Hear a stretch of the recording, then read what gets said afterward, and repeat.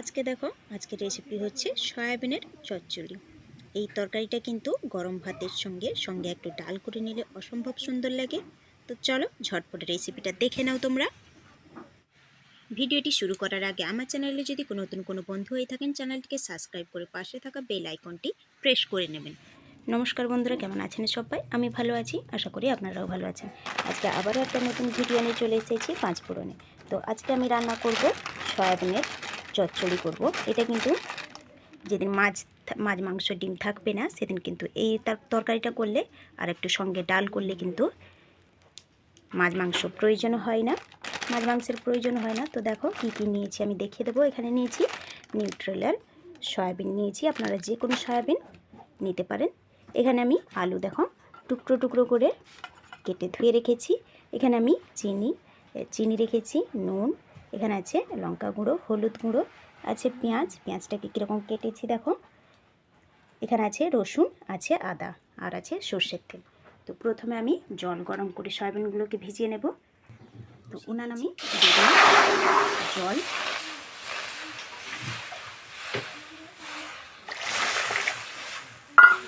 জলে একটু নুন দিয়ে দিলাম একটু নুন দিয়ে জলটাকে আমি গরম করে নেব। তো জলটাকে আমি জামে ঢেলে নেব। তো জলটা আমি গরম করে নিয়েছি, এবার আমি এগুলো একটু ভিজিয়ে নেব।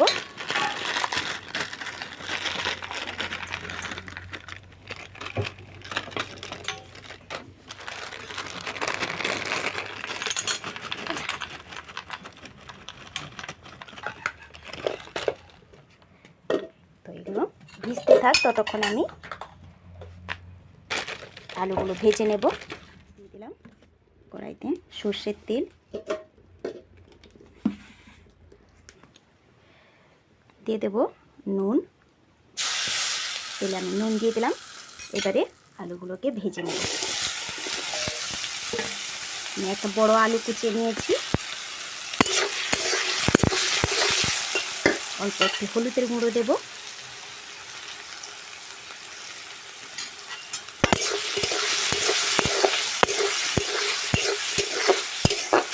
এগুলো ভাজা হবে। এবারে চলো মশলাগুলো বেটে নেব। নিয়েছি আমি 1 ইঞ্চি থেকে একটু বেশি আদা কুচিয়ে রেখেছি, আর নিয়েছি 20 থেকে 25টা রসুনের কোয়া। এগুলো আমি পেঁয়াজ সঙ্গে দিয়ে, একটা বড় পেঁয়াজ আমি এইভাবে ডুমো ডুমো করে রেখেছি। এগুলোকে আমি সঙ্গে পেস্ট করে নেব। রসুন পেঁয়াজটা আমি বেটে নিয়ে চলে এসেছি। এবারে আমি সয়াবিনগুলোকে জল থেকে তুলে নেব এরকম। তো দেখো সয়াবিনগুলো জল থেকে আমি তুলে নিয়েছি চিপড়ে ভালো করে। এবার আমি পুরো পেস্ট করব না, এগুলো কিন্তু দানা দানা থাকবে, সেই রকমই আমি পেস্ট করব। কীরকম পেস্ট করব আমি দেখিয়ে দেব। এরকম শুকনো কিন্তু ঘোরাতে হবে। আলুটা হয়ে গেছে, আমি তুলে নেব।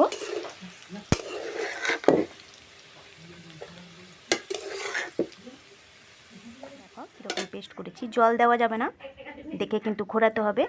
শুকনোই আমি ঘুরিয়েছি, দেখো কীরকম এইরকম হবে। তো চলো আমি সবগুলো আমি বেটে নিয়ে চলে এসেছি। এবার আমি কড়াইতে দিয়ে দেবো তেল, আর একটু তেল দেব।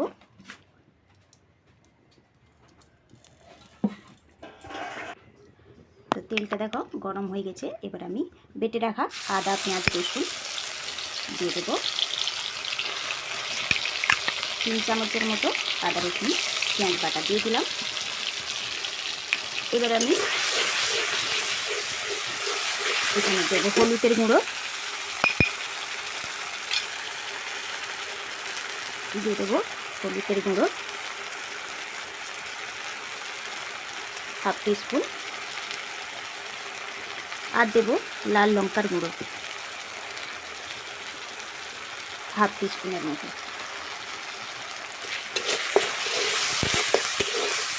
এটা ঝালের জন্য, ঝালের জন্য দিলাম,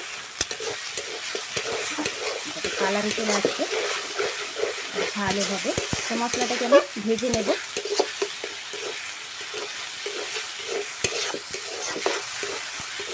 এবার আমি এখানে দিয়ে দেবো একটু নুন দিয়ে দেবো। আলুতে নুন দেওয়া আছে, সেই বুঝে নুনটা আমি দেবো। মশলাটাকে আমি কষিয়ে নেব। দেখো মশলাটা দানা দানা হয়ে গেছে, তার মানে মশলাটা হয়ে গেছে। এবার একটু জল দিয়ে দেবো। জল দিয়ে মশলাটাকে আর একটু ফুটিয়ে নেব।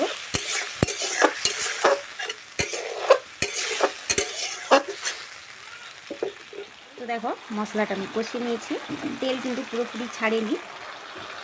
এই পর্যায়ে কিন্তু আমি সয়াবিনগুলো দিয়ে দিব, কারণ পুরো মশলাটাকে ভেজে নিলে তাহলে সয়াবিন একটু নাড়তে হবে, কষতে হবে, তার গন্ধটা কিন্তু আর থাকবে না, তাহলে তরকারিটা ভালো হবে না। একটু কাঁচা গন্ধ মশলা রেখে সয়াবিনটা দিলে তাহলে কিন্তু ঠিক পর্যায়ে চলে আসে নাড়তে নাড়তে। তো এইভাবে আমি এটাকে কষিয়ে নেবো। এখানে আমি দিয়ে দেবো আলুগুলো, ভেজে রাখা আলু টুকরোগুলো আমি দিয়ে দেবো। এবারে আমি এটাকে কষাতে থাকবো। কিছুক্ষণ আমি কষিয়ে নিয়েছি 5 মিনিটের মতো। এরপর আমি একটু জল দিয়ে দেবো।